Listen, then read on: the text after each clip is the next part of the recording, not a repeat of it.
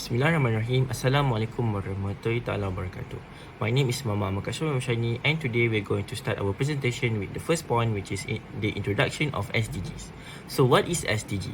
SDG, or known as Sustainable Development Goals, was first adopted in September 2015 by all 193 United Nations member states. It aims to end poverty, protect the planet, and ensure prosperity for all by 2030. Well, there's 17 in total for keys in SDGs. The key principles for SDG is firstly is universality. SDGs apply to all countries regardless of development status. Next one is integrations. Goals are interconnected. Progress in one can impact the others. And lastly is leave no one behind. Focus on inclusivity, prioritizing vulnerable groups. The example of actions that were done by many NGOs or organisations is one of it is Youth Sustainability Forum that were done by Club Beria Prihatin. This is the effort to ensure that all youngsters and students can be in SDG advocates to educate the communities, and at the same time giving the awareness about the importance of SDG itself.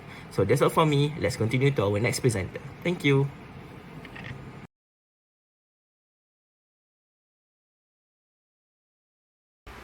Hi everybody, Assalamualaikum. My name is Aini Narisha binti Sharizad, and I would like to move forward to the challenges and political hurdles to sustainable development. First, when we talk about political hurdles, one of the main challenges that Malaysia had to face was during the COVID-19 era.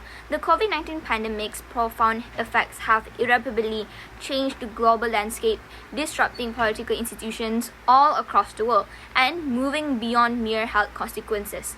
The significant influence of political instability on the achievement of sustainable development has emerged as a major concern as governments struggle with the complicated problems presented by the crisis.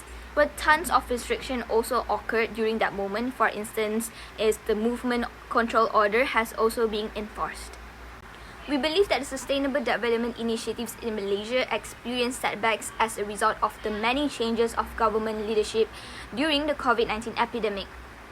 Every time the government changes, policies, priorities, and strategies may also change, which could result in inconsistent application of sustainable development initiatives. Decision-making delays and moments of uncertainty are common outcomes of governmental transition. Setbacks in reaching environmental, social, and economic sustainability goals might arise from the suspension or adjustment of significant sustainable development projects, where this lack of continuity may hinder the achievement of sustainability goals and interfere with long-term planning. Next, severe interruptions have eventually affected health, education, and income. We can see that food security is thought to be a result of the unprecedented income shock brought on by the COVID-19 pandemic. Emerging nations. So the phrase income shock refers to a sudden and rapid decrease in household income, which can cause financial instability and restrict people's access to sufficient and nourishing diet. Other than that, studies also shows that household income was also significantly impacted by the pandemic. On top of that, I would also like to talk about the most famous political hurdle, corruption. The term corruption is extremely prevalent, particularly in the political sphere, which can be done through various forms, whether it's directly or indirectly. One of the closest examples of corruption that related to sustainable development is illegal logging. According to World Wildlife Fund (WWF), illegal logging is known as one of the main threats to forests today, as it can involve logging protected timber species, logging with protected areas, extracting more than it allows, in corruption related to the granting of forest permits. A country's socio-economic development depends on its forests, which are essential natural resources that provide substantial economic, social, and environmental advantages. Negative impacts on government income streams, environmental balances, and the livelihoods of forest dependency populations, especially in nations where logging is a major economic activity. You want to know something? According to Transparency International Malaysia actually losses between 800 ringgit million to 900 ringgit million in timber revenue annually due to illegal logging and corruption. It's reasonable to assume that the majority of these losses were brought on by law enforcement's ineffectiveness, lack of operations, and corruptions among forest officials. It is important for us to know that illegal logging is a major issue as it does bring tons of negativity. For example, deforestation thereby lowers evapotranspiration, which dries out the surrounding environment and raises local temperatures, and serious climatic changes such as global warming, floods, and landslides that could potentially risk human lives may happen frequently. So now, let us see what we can do to solve this.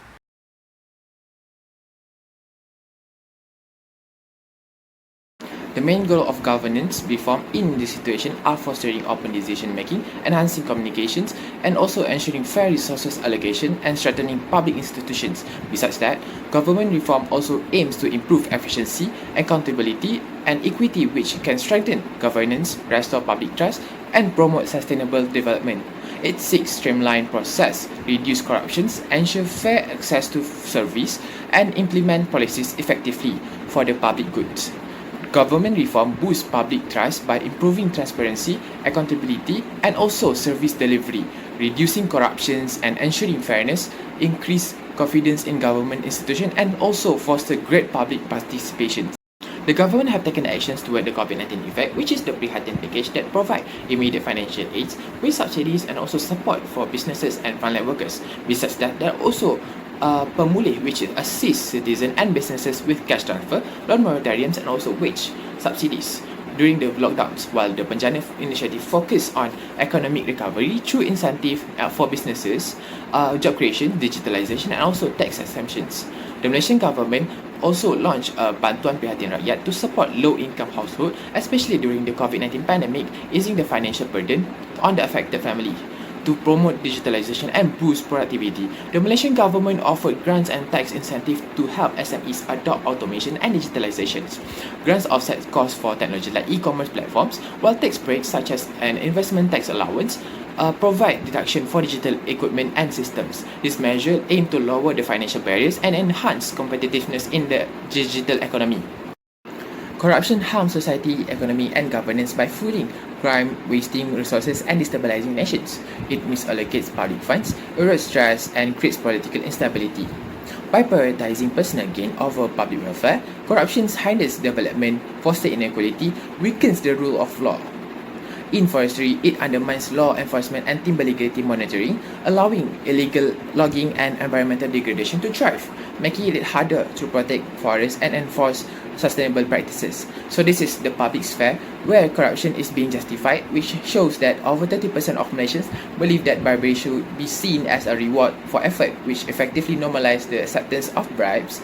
Around 30% also perceive corruption as having a little effect on individuals and not being harmful, while 28% view bribery as acceptable for facilitating transactions. 27% supports and accepting bribes to settle debts. To combat illegal logging, policies must address both corruptions and also illegal activities. This includes strengthening law enforcement, ensuring transparency, and holding officials accountable. Besides that, engaging local communities and fostering international cooperation can also help prevent illegal logging. Anti-corruption measures like oversight and transparency deter illegal practices, while strong governance framework, including procurement policies and certifications program, promote sustainable sourcing and reduce corruption risks. This measure ensure legality and sustainability, making illegal logging harder to conceal. Next, laws such as Lacey Act, which was in the US, can be implemented that prohibits the trade of wildlife, fish, plants that have been illegally taken, possessed, transported, or sold.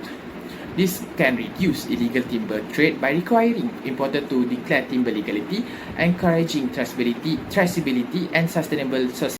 Low government wages can foster corruption, misuse of resources, and decrease efficiency in the public sector by creating financial incentive for officials to engage in unethical practices such as bribery to supplement their income, while raising salaries without proper monitoring and sanction is unlikely to reduce corruptions. Therefore, raising public sector pay is essential, but with strict reforms to ensure it boosts efficiency and transparency without encouraging corruptions.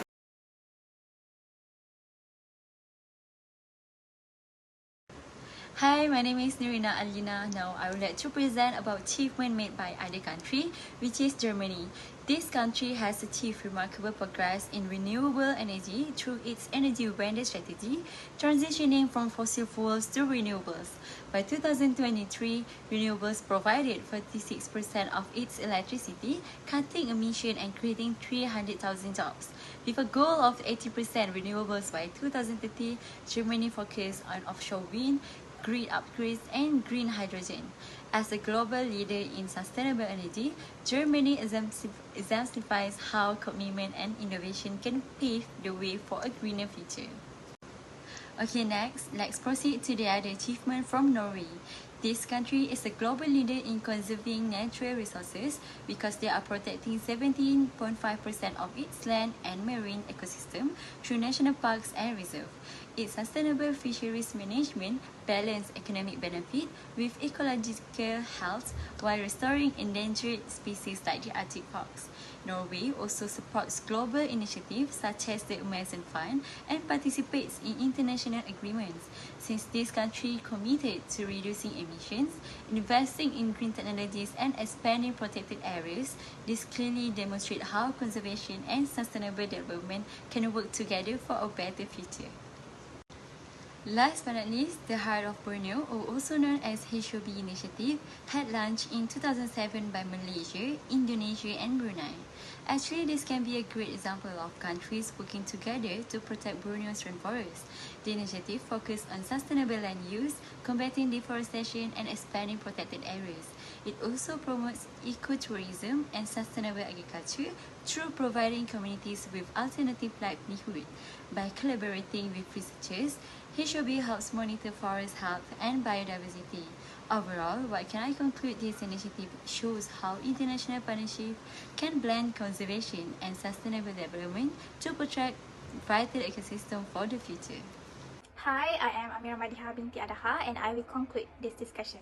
The 17 Sustainable Development Goals, SDG, are integrated and interconnected. Society must recognize that action in one area will affect outcome in others, and that development must balance social, economic, and environmental sustainability. This needs to be carried out by government, the private sector, civil society, the United Nations system, and others. For the first time in decades, development progress has stalled and even reversed under the combined weight of climate disaster, conflict, economic downturn, and the lingering aftermath of COVID-19. This is why strong legislative framework with constant commitment are required. Solution for political hurdles to sustainable development is governance reform to install public trust, also address the underlying causes of corruption. Furthermore, we can look up achievement of improving renewable energy development in Germany. Aside from that, Norway is committed to conserving its natural resources and biodiversity. Finally, recognizing the ecological and cultural significance of Borneo rainforest in Malaysia along with Indonesia and Brunei. To summarize, government must focus on poverty eradication, environmental protection, and social fairness by providing a comprehensive framework for creating a more inclusive, peaceful, and wealthy world. The integration of the SDGs into national policy and local action has the potential to make substantial progress enhancing the quality of life for all people while also preserving the planet resources for future generations. With continued global cooperation and dedication, we can create a sustainable future in which humanity and the environment thrive together. That's all from us. Thank you.